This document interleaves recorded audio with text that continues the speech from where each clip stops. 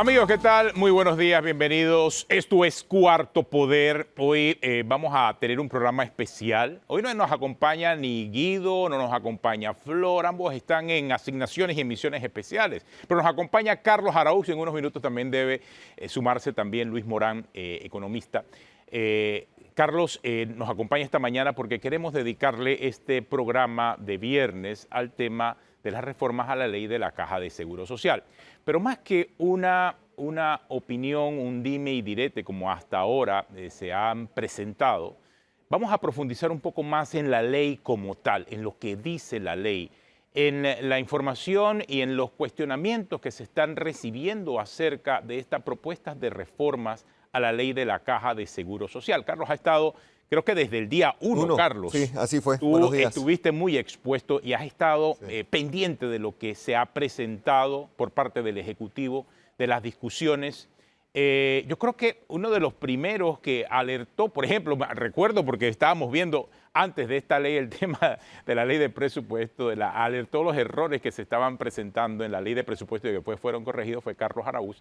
Y ahora ya con el tema de la ley de la Caja de Seguro Social, entramos más a profundizar. Él, que por su profesión se dedica a analizar la situación económica del país, es una voz autorizada para entender, primero, la importancia y la gravedad de la Caja de Seguro Social, que eso es innegable. Pero hay otro punto, y creo que ayer también lo tocó el presidente de la República, José Raúl Mulino, cuando allá en Boquete decía que con esta ley nos las estamos jugando todos, y eso es cierto, tanto Asamblea como el Ejecutivo. O sea, realmente todos los ciudadanos, incluyendo a los actores políticos, nos las estamos jugando con esta ley. Una ley que lamentablemente la clase política, y eso es lo que es recriminado por la ciudadanía en general, no se puso de acuerdo en los últimos 10 años para tratar de sentarse y de manera gradual revisar lo importante que es para el país la Caja de Seguro Social. Hoy hay recriminación en ese sentido de esa ciudadanía que no se sintió apoyada por los sectores políticos que permitieron, o mejor dicho, patearon la pelota de uno o a otro lado entre un gobierno y otro para evitar su discusión, incluyendo el último gobierno del señor Laurentino Cortizo. Hoy, pues, se acaba el año, estamos con una fecha límite determinada para el 31 de diciembre, con la esperanza que pueda haber una discusión en la Asamblea y con la esperanza de que se haga algo por la Caja de Seguro Social. Y ahí vengo a la primera pregunta, Carlos, porque muchas personas dicen, bueno, ¿y por qué ahora? ¿Por qué no dentro de un año? ¿Por qué no se había hecho nada? La verdad es que la visión general que hay es que la Caja de Seguro Social no es que está quebrada, pero sí está camino a estar quebrada. Sí. Así que explícanos un poco esa realidad, porque todo el mundo habla de actuariales, todo el mundo habla acerca de futuro y proyecciones y financieras, pero nadie explica en detalle acerca de esa realidad actual y futura de la Caja de Seguro Social si no se hace algo. Sí, y categóricamente hay que ser responsables con esos comentarios que se hacen de índole apocalíptica. La Caja de Seguro Social no está quebrada.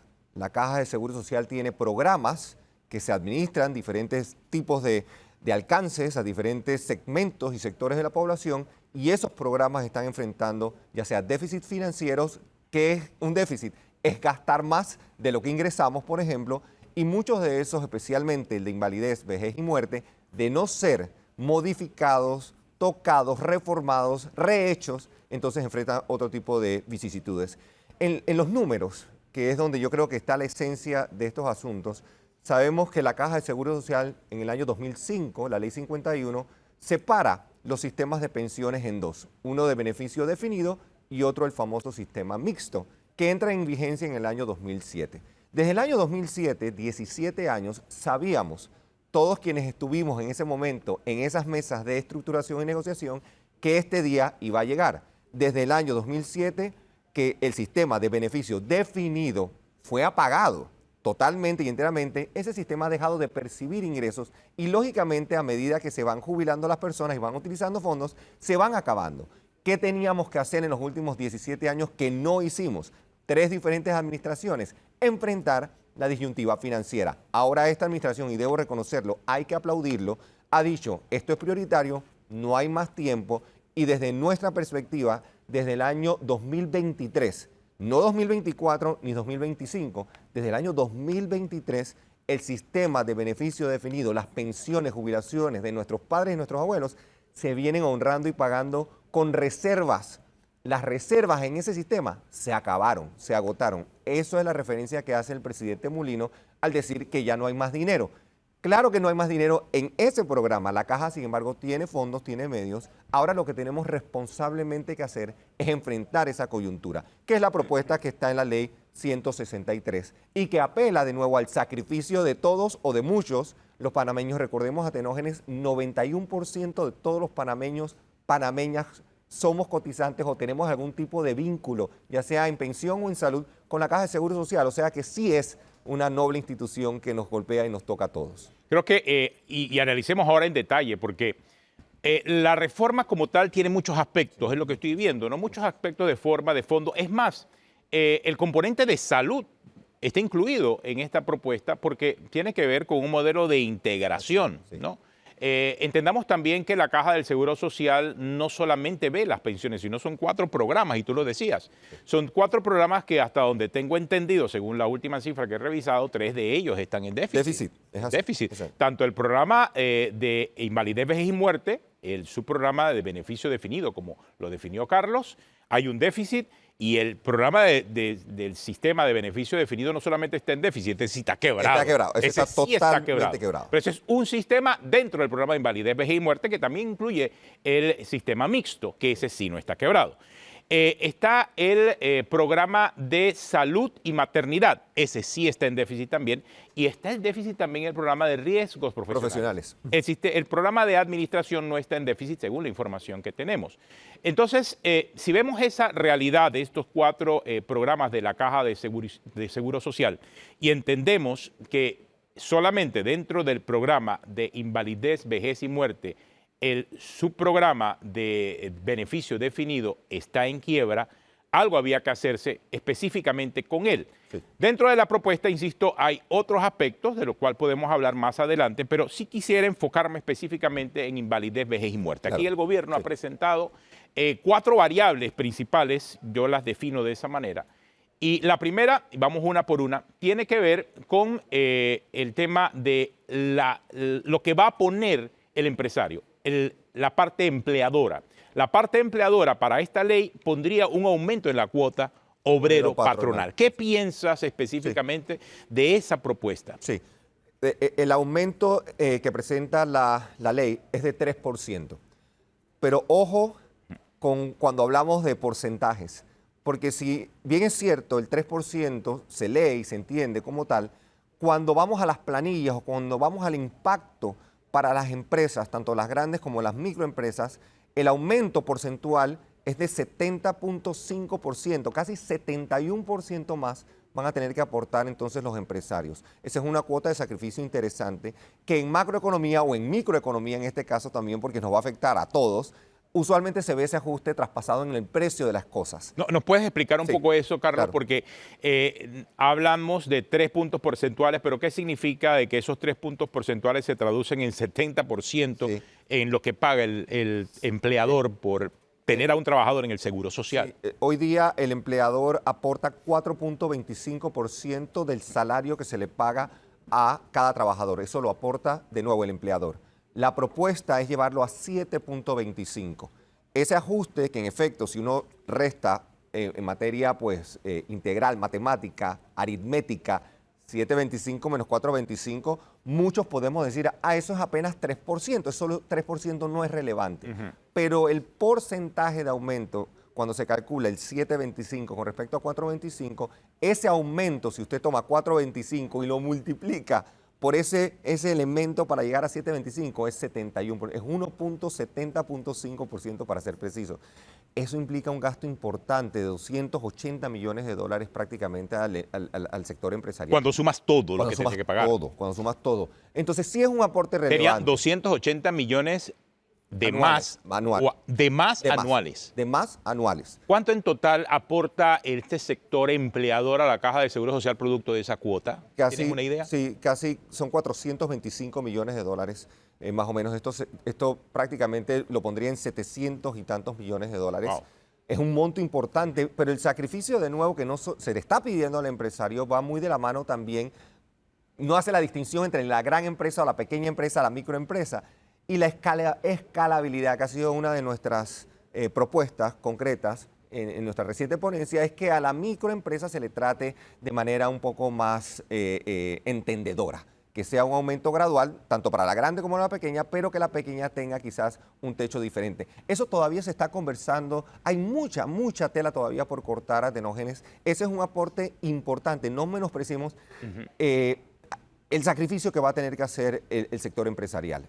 El temor que muchos tenemos desde el análisis financiero es qué puede representar eso en precios, en inflación, en el costo de la vida para el panameño de a pie. Hay que hilar por eso muy fino con estas medidas para medir su alcance y su impacto. Esa es una de las 4 medidas que tú has mencionado. Claro, sí hay en ese elemento importante del aumento de la cuota obrero patronal establecer que la ley como tal no establece una gradualidad. No, son 3% a partir del 2025. Exactamente, sino que a partir del próximo año tendría que pagarse esa diferencia, esos 3 puntos porcentuales. Ahora, hay una contrapropuesta sobre la mesa y que propondría que el aumento fuese de manera gradual. ¿Y esto por qué? Porque la mayoría de las empresas en Panamá son micros y pequeñas. 86% del parque total de empresas son micro y pequeñas. Y esas micros y pequeñas tengo entendido que son las que generan la mayor cantidad de empleo. Exacto.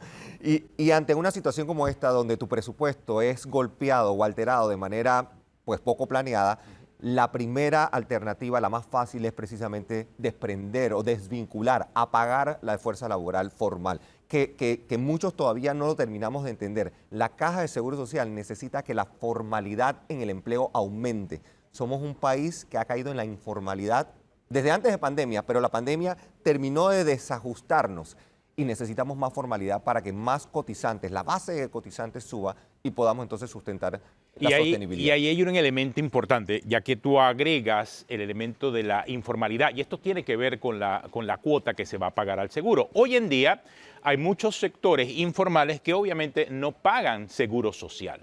La reforma a la ley, en el marco de buscar un incremento en lo que se paga por el seguro social, también abre el compás ahora para la inclusión de los trabajadores independientes y aquellos por cuenta ajena. Hay un elemento clave, importante y diferenciador entre ambos. El independiente es el que genera obviamente sus propios ingresos. El por cuenta ajena es lo que normalmente tiene contratos de servicios profesionales, ¿no?, dentro de las empresas. Esos son 2 elementos también que agregarían un mayor impulso hacia el poder cotizar a la Caja de Seguro Social. Pero si hay un tema con relación a las cotizaciones de los trabajadores de las micros y pequeñas empresas que provocaría la desvinculación de muchos de ellos, sí, terminaría también afectando a la Caja de Seguro Social, obviamente, ¿no? Porque a menos cotizantes, menos ingresos para la Caja. Y aquí el enfoque también, si vas a invitar a los independientes o las personas que han estado percibiendo servicios profesionales, pues garantiza algún tipo de retorno en ese aporte, ya sea en calidad de servicios de pensión. De hecho, la ley habla de un 18%, pero no del salario total, que eso también se está malinterpretando. No es un 18% de lo que usted percibe, porque eso sería una tasa impositiva increíblemente alta. Estaría incluso hasta siendo demandada inconstitucionalmente, porque estaría por encima de lo que la tasa impositiva fiscal para cada persona implica. Ese 18% es el neto después de un ajuste en todos sus ingresos, que más o menos hemos calculado en casi 52%. Es decir, si usted recibe $100 al mes, se modifica la base a $52 y usted pagaría un 18% de esos $52. Bueno, sigue siendo una deducción de todas formas, pero esta ley lo hace obligatorio, Atenógenes. Es un paso agresivo. O sea, no está invitándose. Antes se dejaba la opción de que el independiente o el prestador o el recibidor de un servicio profesional tuviera la opción. Ahora no es opcional. Tienes que afiliarte para cumplir, porque en esencia estamos dependiendo, y es por ello que la apuesta es a más cotizantes, para que la Caja precisamente genere los ingresos puedan ser sustentados. El tema salud no se está haciendo obligatorio, pero sí el tema de la cotización para efectos de las pensiones. Claro, una distinción. El trabajador por cuenta ajena o por servicios profesionales sí tiene que cotizar para los 4 programas. Para los 4 programas. El independiente solamente cotizaría con la reforma a la ley para invalidez, vejez y muerte. Hay una diferencia, pero de igual forma, ya sea independiente o por cuenta ajena o por contrato profesional, va a tener que cotizar. Hay que ver también el modelo. Entendí con la redacción de la ley que el que contrata el servicio profesional, es decir, aquellos que tienen un contrato de servicios profesionales, entendiendo eso de contrato, porque el concepto de factura por un trabajo en particular sería a destajo o por un trabajo en particular. Sí. Y eso también a nivel de la Dirección General de Ingresos se está revisando, ojo, y eso tiene usted que prestarle mucha atención por el tema de la factura fiscal.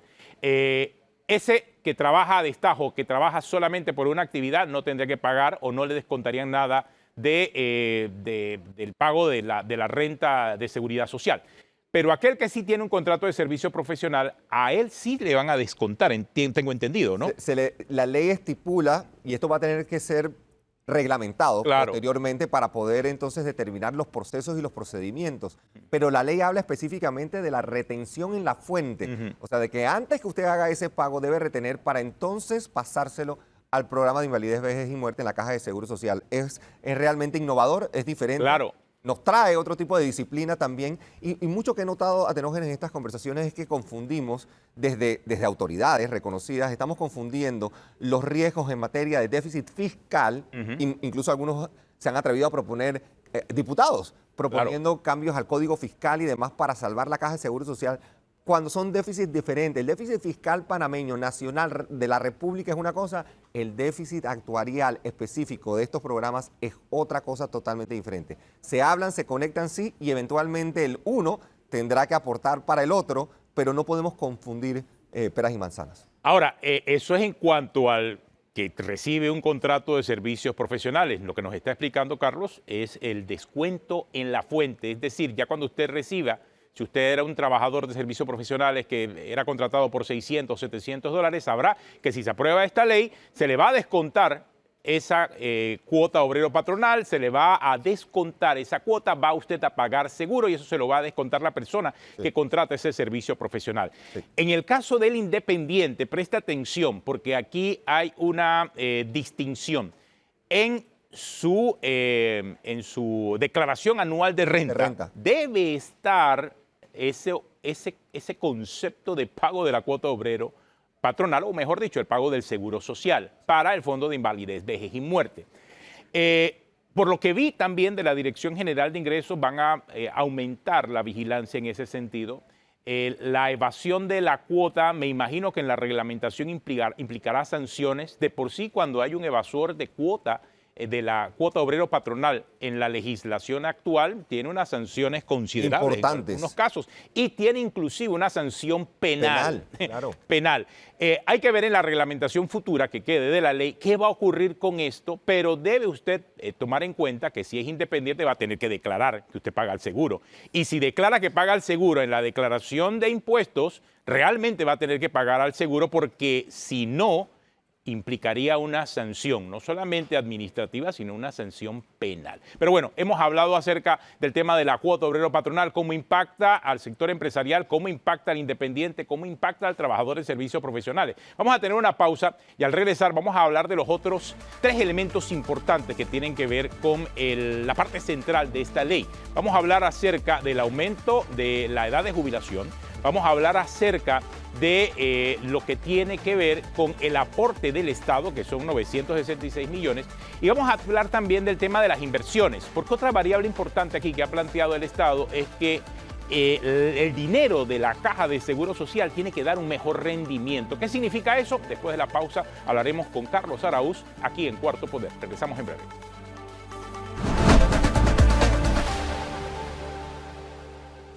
Bueno, continúa aquí en Cuarto Poder Luis Morán, economista, también se suma a nuestra conversación esta mañana sobre las reformas a la ley de la Caja de Seguro Social.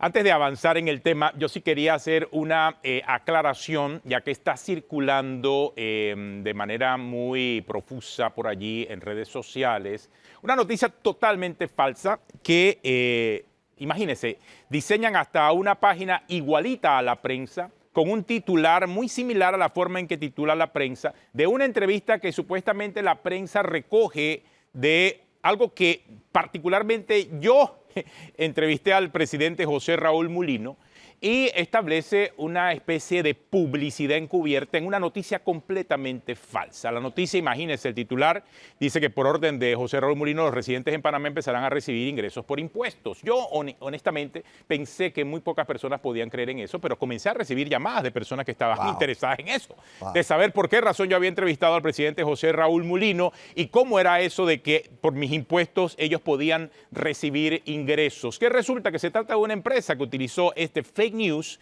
diseñó este fake news para hacer pitching y que usted entre en un link que no sabemos con qué intención recogerían sus datos. Así que evite usted, si lee esta noticia que emula a una publicación de La Prensa con una supuesta entrevista en donde el presidente Mulino habla acerca de estos temas de impuestos e ingresos, esto es totalmente falsa.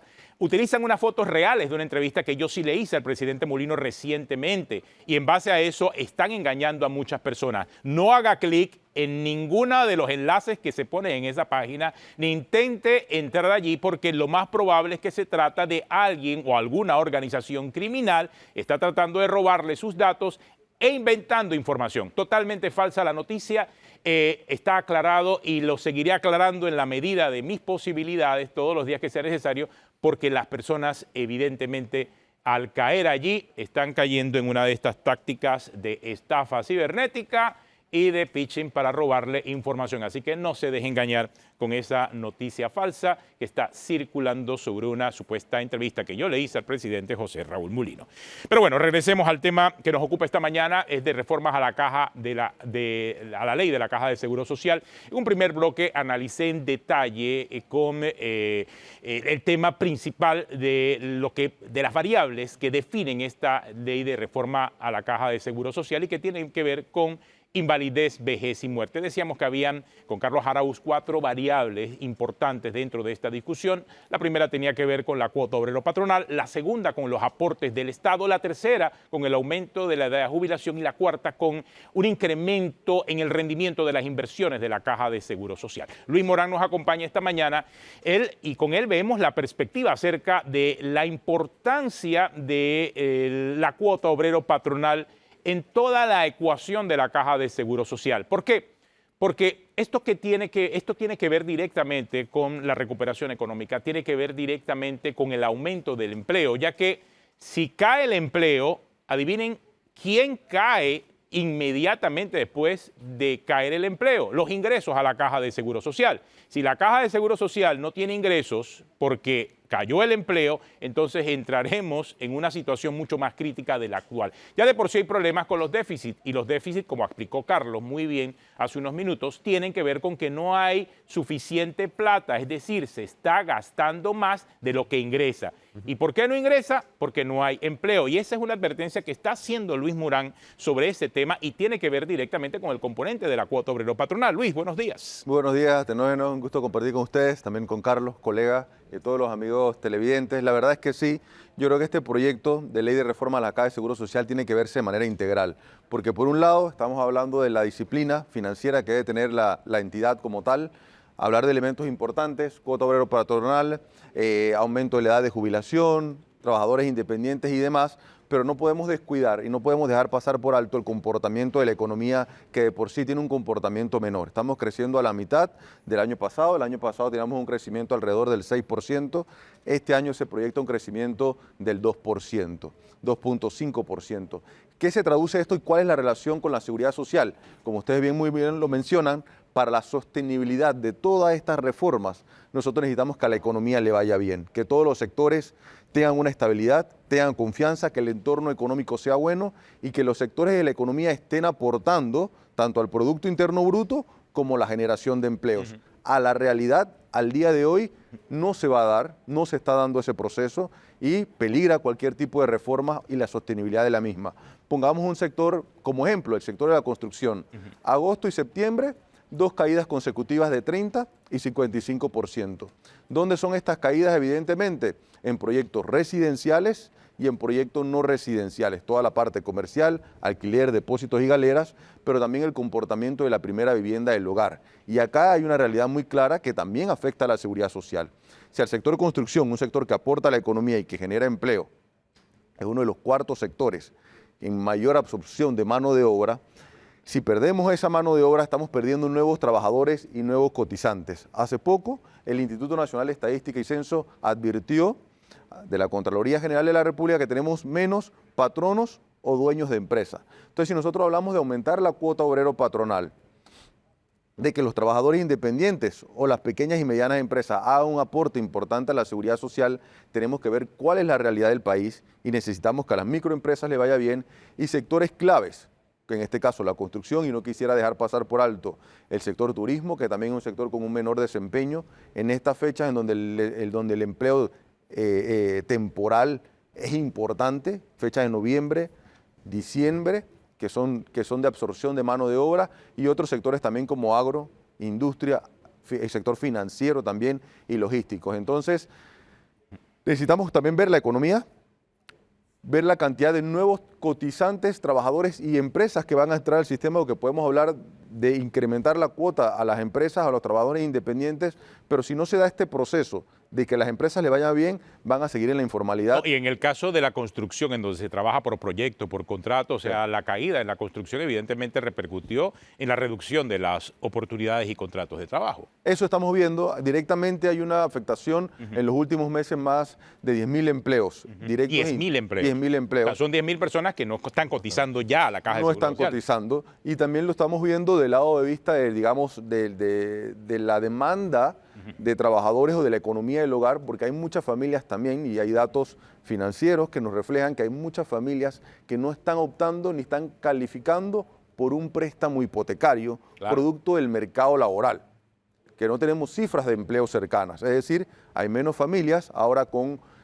aspectos, características o componentes que no califican, principalmente por el tema de ingreso o estabilidad laboral. Entonces esto atenta con las reformas o la sostenibilidad de las mismas. No, y no solamente eso, si no se pueden cumplir esos pronósticos de obtención de una casa, esos pronósticos financieros, también termina afectando a la economía.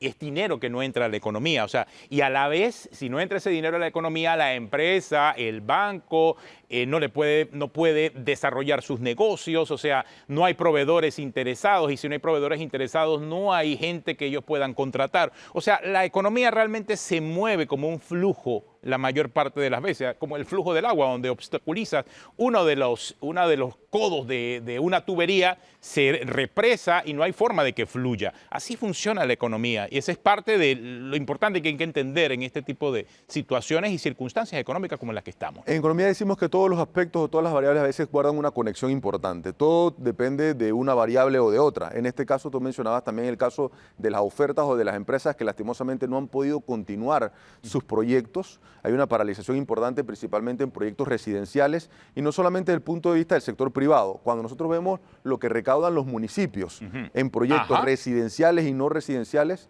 específicamente en la variable que se conoce como el valor de los permisos de construcción, vemos caídas considerables. Colón, básicamente un 80% menor en recaudación de ingresos importantes.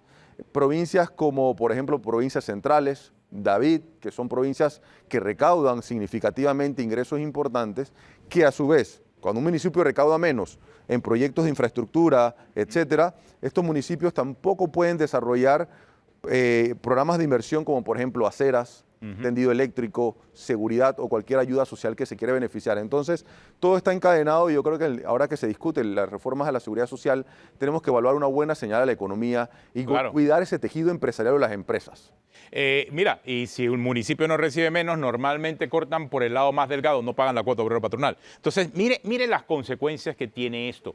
Y creo que es muy, muy importante lo que has planteado esta mañana, la importancia y el mensaje que se envía para la salud financiera y económica del país, en la búsqueda de preservar y a la vez también proyectar un mejor nivel económico que a la vez empuje el crecimiento económico del país, que se traduce en buen panameño, como lo dijo el presidente Mulino en su campaña, en machenchen.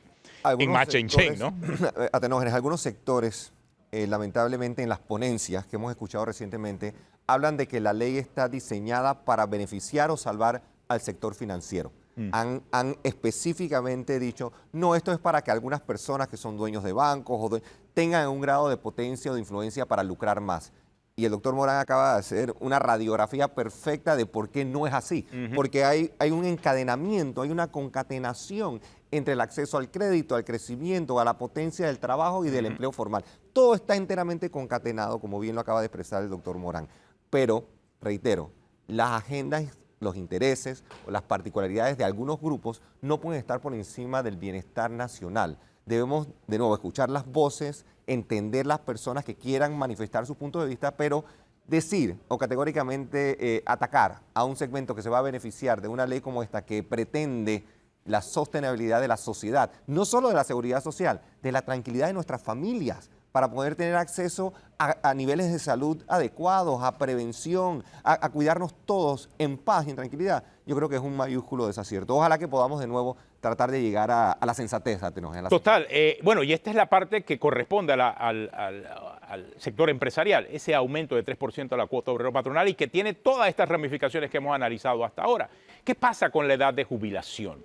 Porque la propuesta también propone un aumento a la edad de jubilación. Después de la pausa, con nuestros especialistas estaremos viendo este tema en detalle. Ya regresamos aquí en Cuarto Poder.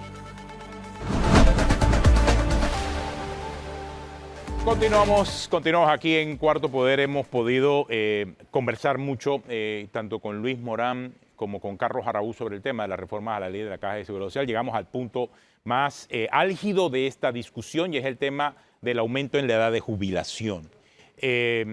Las jubilaciones pues aumentarían en unos 3 años en promedio, tanto para hombres como para mujeres, y eso evidentemente entra y mete un componente político. ¿Por qué el aumento en la edad de jubilación? Y eso sería bueno, Carlos y Luis, que nos dijeran, ¿no? ¿Por qué es necesario un aumento en la edad de jubilación? Hombre, el análisis del programa de invalidez, vejez y muerte, que ya está claro, es evidente que está quebrado, necesita modificaciones que le alimenten de dinero. Por eso, parte de la ley también habla de la eliminación del sistema mixto, por ejemplo.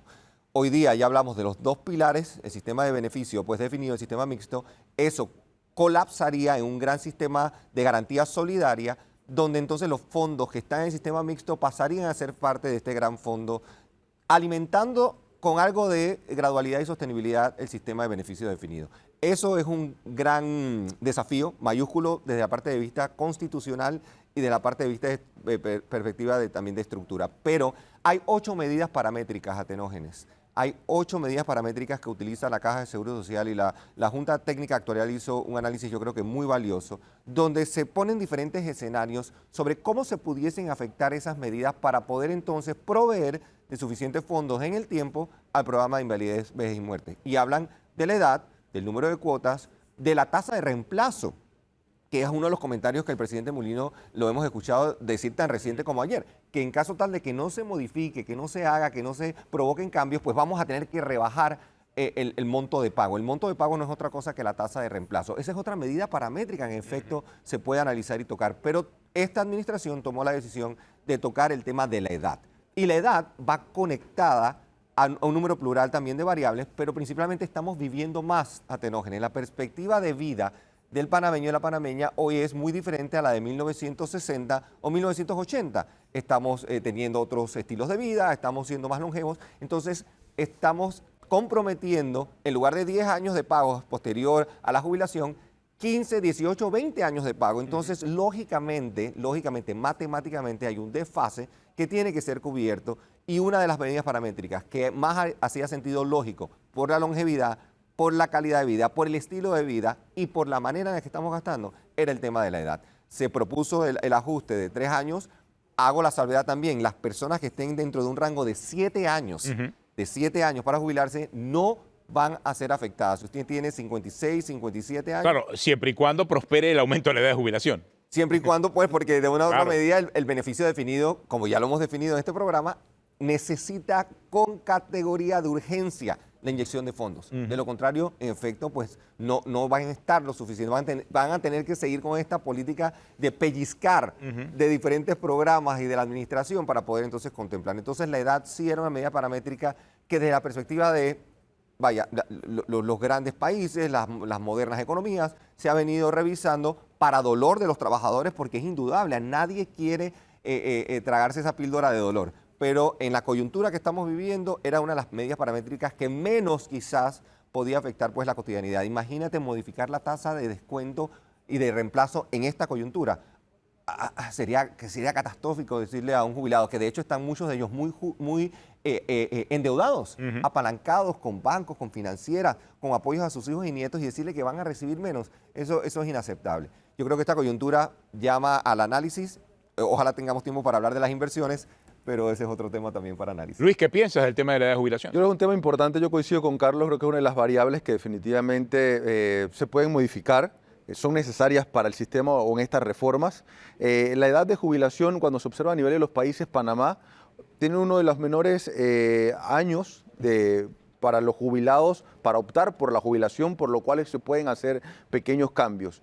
Yo creo que se está obviando un poco es la realidad del mercado laboral, porque por un lado encontramos un alto porcentaje de la población adultos mayores que no están encontrando empleo, una vez ya sea de reinserción laboral, lo cual también atenta un poco con el tema de la edad de jubilación.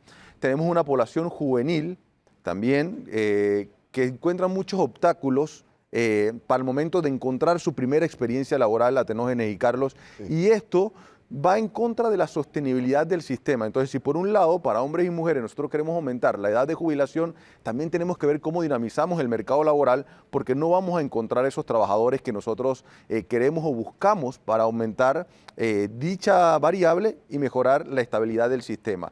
Dentro de las reformas también se toca, bueno, mencionamos el tema de los trabajadores independientes, pero tenemos que comprender que hay un alto nivel de informalidad. Mucha de esa informalidad se concentra en mujeres. Entonces, el proyecto de reforma a la Caja de Seguro Social está contemplando el incremento de la edad de jubilación, hombres y mujeres, pero sabemos que muchas mujeres no están en el mercado laboral formal, lo cual también atenta o, digamos, afecta la sostenibilidad. Y mi punto es que nosotros necesitamos que haya esa garantía de que el sistema funciona, de que haya más trabajadores y haya más cotizantes. Hay una realidad que se ha tocado, que es el punto de vista de las jubilaciones especiales, por un lado, pero también estos subsidios que se dan a las personas que no cuentan con una jubilación que se modificó y ahora se estableció como 144 a los 65.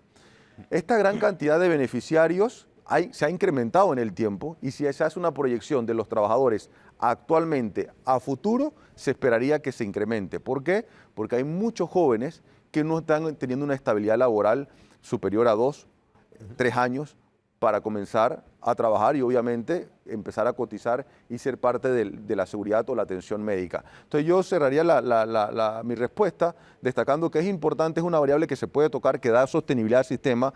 Panamá, dentro de la región, pudiera hacer cambios, pero tenemos que ver la realidad del mercado laboral, porque Panamá tiene un mercado laboral rígido, y esto lo establece el Foro Económico Mundial en el índice de competitividad. El tema de las inversiones también es importante aquí, porque lo que plantea la ley es que, de la forma en que se ha proyectado, es que ese rendimiento de esa cantidad de plata que tiene la Caja del Seguro Social tiene que mejorar. Tiene que mejorar. ¿Qué piensa? ¿Qué piensa, Carlos? No, acomodé lugar. Y reitero, hemos venido haciendo lo mismo, pretendiendo cambios y pretendiendo que rehagamos de manera distinta la manera en la que se generan ingresos para la caja. Eso tiene que categóricamente cambiar. Y aquí en la propuesta se habla específicamente de mover ciertas políticas de inversión hacia manejadores de fondos, familias de fondos, en fin, que haya la posibilidad de generar un mayor ingreso. El retorno promedio de las inversiones en los últimos 12 años de la Caja de Seguro Social han dado por 2.1, 2.2%. Cuando en el mercado o a nivel general, ¿en cuánto más o menos ha estado? Por ejemplo, un índice interesante de inversiones internacionales, me refiero, porque incluso la del seguro creo que son nacionales por ley, Hay un ¿no? porcentaje importante locales. Recordemos que venimos de un ambiente de tasas altísimas, o sea que en los últimos años habían muchas oportunidades para hacer dinero y retornos interesantes han ido bajando, pero si usted conservadoramente retorna en un portafolio de inversión un 5,5%, un 6% o hasta un poco más del 6%, eso se considera más que aceptable. O sea, 6% es 3 veces más de lo que hoy en día. 3 veces más, Atenógenes, conservadoramente. De hecho, hay ejemplos, tenemos un ejemplo a la vuelta de la esquina, el Fondo de Ahorro de Panamá. El Fondo de Ahorro de Panamá ha venido siendo manejado por ejecutivos con una junta directiva que responde a gobernanza, transparencia. Otra de las fallas importantes en la ley es el grado de importancia que se le da a la gobernanza, a la transparencia. Precisamente si pretendemos que otros manejen estas inversiones por nosotros, tiene que haber controles y una junta directiva que se involucre y que sea cuestionada duramente para que dé respuestas y que rinda cuentas a Tenógenes. Nos hemos resistido a la rendición de cuentas en la Caja de Seguro Social por muchísimos años. Ojalá la ley albergue la posibilidad de que la interesa de la gente allí sea diferente. Bueno, sí la toma en cuenta porque cambia ahora los requisitos para poder ser director de la Caja del Seguro Social o miembro de la Junta Directiva. Antes era preferible, por ejemplo, en el caso de director, que tuviese una licenciatura, no era ni siquiera obligatorio. Hoy en día, si se aprueba esta ley, sería obligatorio una licenciatura y una especialización, preferiblemente no en finanzas, en banca, en servicios actuariales, me parece.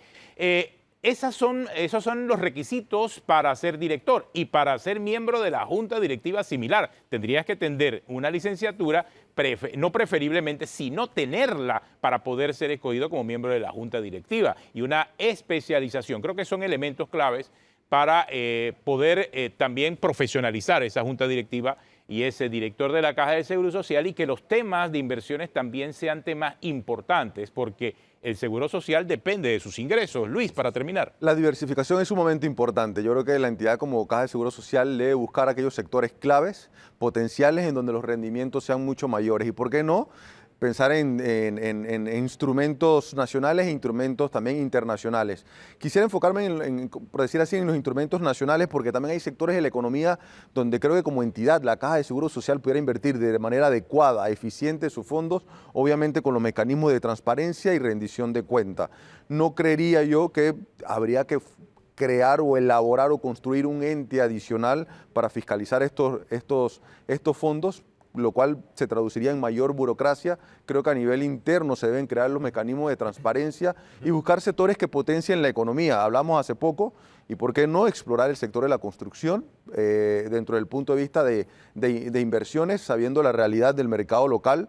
También hay otros sectores importantes que han reflejado una disminución en el comportamiento económico. Por un lado tenemos, por ejemplo, el sector de exportaciones a nivel local, que cayó casi un 70%, estamos exportando menos. Sabemos que está acreditado como consecuencia de uno de los cierres de una actividad económica importante, pero debemos sustituir esa actividad por otras que generen ingresos importantes y a su vez que la Caja de Seguro Social como entidad diversifique. Yo creo que la palabra diversificación va a ser importante, pero siempre garantizando los rendimientos adecuados que garantice esta estabilidad financiera. Esto no va a ser posible si no hay un compromiso de una junta directiva que, como ustedes mencionan, vea los componentes a largo plazo. Muchas gracias, Luis Morán, por acompañarnos. También a Carlos Araúz, analista económico de Econews y que ha tenido la gentileza de acompañarnos también en Cuarto Poder. De seguro vamos a estar convocándolo para los próximos días, porque créanme que el tema de las reformas a la ley orgánica de la Caja de Seguro Social es el tema más importante, no solo de este año, sino de los próximos 5 años.